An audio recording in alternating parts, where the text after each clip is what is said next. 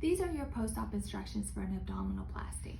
You will need someone to drive you home afterwards and spend the first 48 hours with you after surgery. Please do not stand up straight. We don't want you to put any additional strain on your incisions.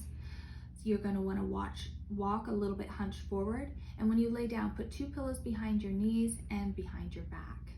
There are medications that we're going to prescribe for you after surgery. The first one is your antibiotic. We usually prescribe Keflex 500 milligrams, which you take 4 times a day, unless you're allergic to Keflex or penicillin, at which point you would be prescribed a different antibiotic. Your pain protocol includes Tylenol, 1,000 milligrams every 6 hours for 6 days. We really find that if you continue taking the Tylenol, you are less likely to need narcotic pain medication. Oxycodone is also prescribed, 1 tablet every 4 to 6 hours as needed for breakthrough pain. We also prescribe Flexeril.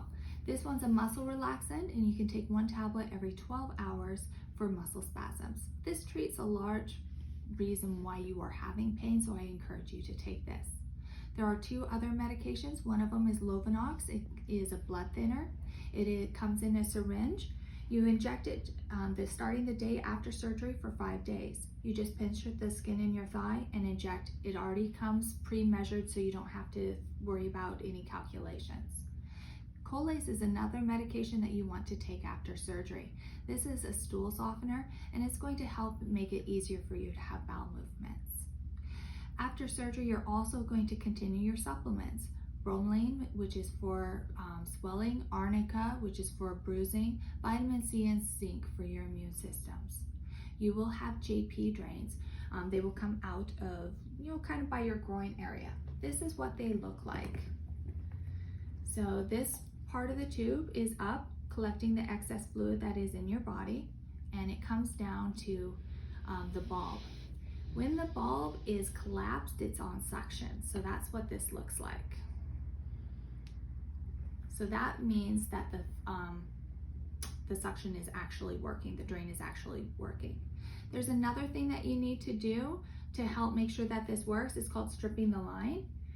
So what I need you to do is pinch it close up by your body, then just take your fingers and push any fluid through that into the drain. You want to measure how much fluid is coming out in 24 hours. That will help us determine when you're ready to have this drain removed. You can also take a shower 2 days after surgery. Dr. Samimi uses enough glue to fully seal these incisions. So some patients, what they do is they take a sock behind their neck and then pin the drains to those sides of the sock, and then they can take that shower. Dr. Samimi also uses tape to help seal up the incision. This tape, keep it in place for at least 2 weeks up to about a month. You want to avoid any heavy lifting, anything over 5 to 10 pounds for the first month. And after 2 weeks, you can slowly start to straighten. You're going to go home with what's called an abdominal binder. It's going to be this wide white dressing.